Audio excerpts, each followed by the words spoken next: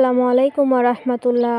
সত্যের দিশা চ্যানেলের পক্ষ থেকে সবাইকে আন্তরিক শুভেচ্ছা ও অভিনন্দন। আশা করি আল্লাহর অশেষ মেহেরবানিতে আপনারা সবাই ভালো আছেন। সুপ্রিয় দর্শক, আজকে আপনাদের সঙ্গে আলোচনা করব শবে বরাতে ইবাদত করবেন যে নিয়মে। শবে বরাতের একটি মর্যাদাপূর্ণ রাত। শবে বরাত অর্থাৎ সৌভাগ্যের রজনী। আরবি পরিভাষায় একে লাইলাতুল নিসাব মিন শাবান তথা অর্থাৎ শাবানের রাত বলা হয়। হিজরি শাবান মাসের 14 তারিখ দিবাগত রাতে শবে বরাত বলা হয়। শিরক ও বিদ্বেষ পোষণকারী ছাড়া সবাই ক্ষমা পাবেন, সুযোগ রয়েছে এই রাতে। রাসূল সাল্লাল্লাহু আলাইহি ওয়াসাল্লাম ইরশাদ করেছেন, আল্লাহ তাআলা অর্ধ শাবানের রাতে সৃষ্টির দিকে রহমতের দৃষ্টি দেন, অতঃপর তিনি তার সকল সৃষ্টিকে ক্ষমা করে দেন। কেবল শিরককারী ও বিদ্বেষ পোষণকারী ছাড়া এই দুই শ্রেণী ক্ষমা করেন না।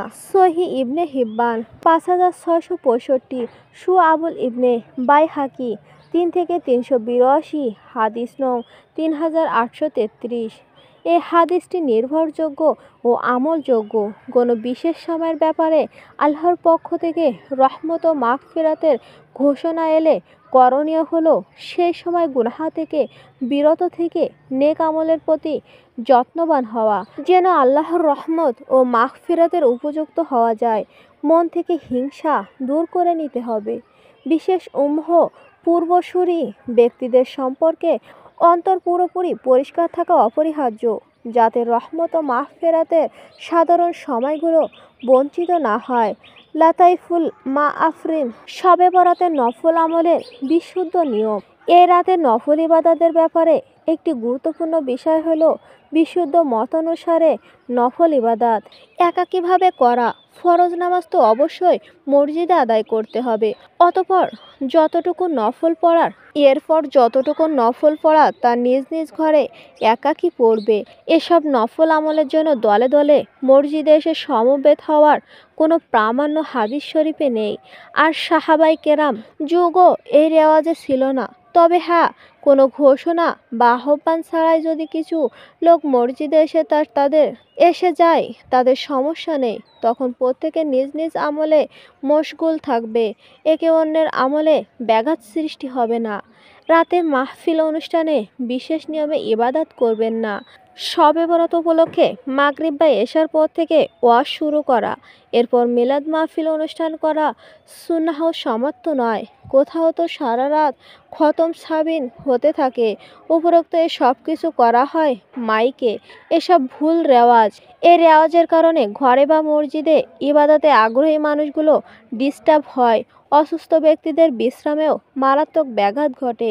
আল্লাহ আমাদের এসব ভুল আমল পরিহার করার তৌফিক দান করুক। কিছু অনির্ভরযোগ্য বই পুস্তক এ রাতে নামাজে নির্দিষ্ট নিয়মকানুন লেখা আছে, যেমন এত রাকাত হতে প্রতি রাকাতে এই সূরা এতবার পড়তে হবে ইত্যাদি। এগুলো ঠিক নয়, বরং স্বাভাবিকভাবে কোনো সূরা দিয়ে 2 রাকাত করে নফল নামাজ পড়বে।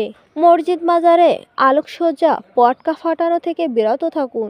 এছাড়াও বেশি কিছু আপত্তিকর কাজকর্ম দেখা যায় এই রাত ঘিরে, যেমন মসজিদ, ঘরবাড়ি বা দোকানপাটে আলোকসজ্জা করা, পটকা ফুটানো, আতশবাজি, কবরস্থান ও মাজারে আলোকসজ্জা ও ভিড় করা, নারীরাও দোকানপাট, মাজার ইত্যাদিতে ভিড় করা, তরুণ ও যুবক ছেলেদের সারা রাত শহরের অলিতে গলিতে ঘুরে বেড়ানো, হই হুল্লোড় করা। শায়েখ আব্দুল হক মুহাদ্দিস দেহলভী রাদিয়াল্লাহু বলেন, এ রাতে নিকৃষ্ট বেয়াত সমূহের মাঝে ঘরবাড়ি, দোকানপাট আলোকসজ্জা করা, হইচই ও আতশবাজির উদ্দেশ্যে সমবেত হওয়া ইত্যাদি সম্পূর্ণ ভিত্তিহীন এবং এগুলো সপক্ষে কোনো জাল রেওয়াতও পাওয়া যায় না।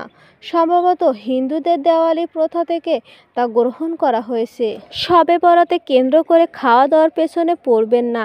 আর কিছু কাজ আছে যা অন্য সময় করা জায়েজ, কিন্তু শবে বরাতে সেগুলোর পেছনে পড়ে শবে বরাতের আমল থেকে বঞ্চিত হওয়ার কিছুই ঠিক না, যেমন খিচুড়ি বা হালুয়া রুটি রান্না করে খাওয়া বা খাওয়ানো। সাধারণ সময় এগুলো করা জায়েজ হলেও শবে বরাতে এগুলোর পেছনে পড়ে মূল কাজ তওবা, ইস্তেগফার, নফল ইবাদত প্রভৃতি থেকে বঞ্চিত থাকা একেবারে ঠিক নয়।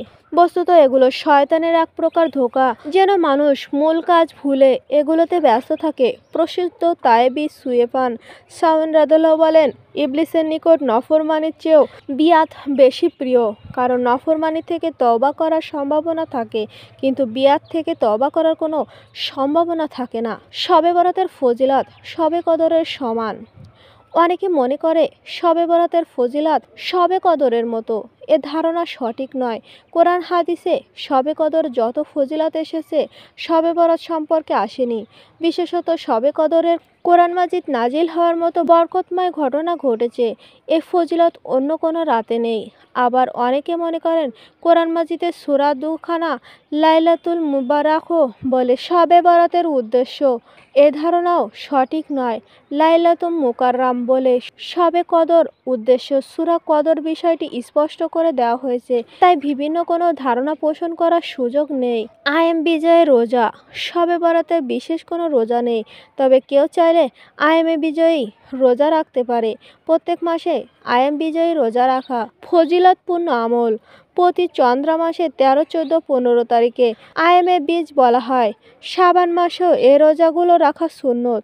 আবু যর ও কাতাদার ইবনে মিলহান রাদিয়াল্লাহুকে রাসূল সাল্লাল্লাহু আলাইহি সাল্লাম আইমানে বীজ তথা শুক্লপক্ষে 13, 14, 15 তারিখের প্রতি মাসে এই 3 দিন রোজা রাখতে বলেছিল। তিরমিজির 761, নাসাইর 4 থেকে 223, 224, ইবনে মাজাহর 1707 থেকে 1708, আবু দাউদ 2449। কিন্তু বিশেষভাবে শবে বরাতে রোজা রাখা সুন্নত ও মোস্তাহাব মনে করা যাবে না। মনে রাখতে হবে কোনো নির্দিষ্ট তারিখ নয়, বরং পুরো শাবান মাসই নফল রোজার উপযুক্ত মাস। আয়েশা রাদিয়াল্লাহু বলেন, আমি নবী করিম সাল্লাল্লাহু আলাইহি সাল্লামকে শাবান মাসের মতো একাধিক নফল রোজা অন্য কোনো মাসে রাখতে দেখিনি। এই মাস অল্প কয়েকদিন ছাড়া বলতে গেলে সারা মাসে তিনি রোজা রাখতেন। তিরমিজির 737। ইবাদত বান্দেগিতে পালিত হচ্ছে শবে বরাত। ইবাদত বান্দেগি আর দোয়ার মধ্য দিয়ে সারা দেশে পালিত হচ্ছে পবিত্র শবে বরাতের রাত। এশার নামাজের পর থেকে ধর্মীয় ভাবগম্ভীরের সঙ্গে জাতীয় মসজিদ বায়তুল মোকাররম সহ দেশের সব মসজিদে মুসল্লি রাত জেগে দোয়া মাহফিল অংশ নিচ্ছে। পবিত্র শবে বরাতের রাত তথা মুক্তি এই রাতে সারা দেশে মসজিদে মসজিদে চলছে মুসল্লিদের ইবাদত বান্দেগি মহামহিমী। এ রাতে ধর্মপ্রাণ মুসলমানরা পরম করুণাময় মহান আল্লাহর অনুগ্রহ লাভের আশায় নফল নামাজ, কোরআন তেলাওয়াত ও জিকিরে মগ্ন রয়েছে। ইসলাম ধর্মে গুরুত্বপূর্ণ 4টি রাত অন্যতম শবে বরাতের রাত। এ রাতে পরম করুণাময় তার বান্দার জন্য খুলে দেন রহমত আর দয়ার ভাণ্ডার। এ রজনীতে জানা যায় রমজানের আগামী বার্তা। 1 মাস সিয়াম সাধনের আগে শবে বরাত উপলক্ষে নফল রোজা এবং নফল নামাজের মধ্য দিয়ে মূলত মুসল্লিরা রমজানের প্রাক প্রস্তুতি নেওয়ার সুযোগ পায়। সুপ্রিয় দর্শক, তো এই ছিল আজকে আমাদের আলোচনা। আল্লাহ তাআলা শবে বরাতের রাতে এসবগুলো নিয়ম মেনে ইবাদত বান্দেগি করার তৌফিক দান করুক। আমিন।